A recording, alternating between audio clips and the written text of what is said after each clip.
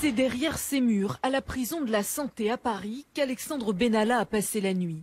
Il a été incarcéré hier avec son ami Vincent Crase pour non-respect du contrôle judiciaire.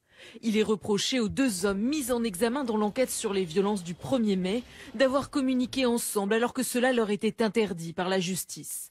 Fin janvier, le site d'information Mediapart avait publié des enregistrements clandestins de conversations entre les deux hommes.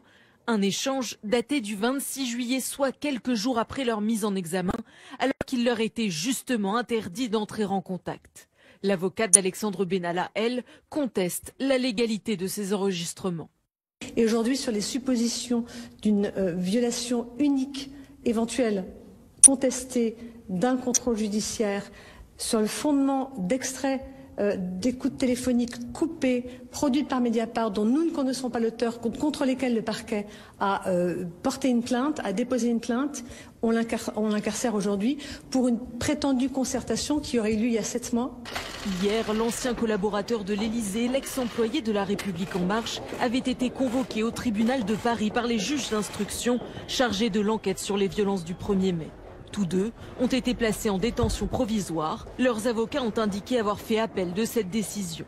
Ils ont également déposé un référé-liberté. Cette procédure permet d'obtenir une libération sous 3 jours du détenu, plus rapide que par la voie de l'appel.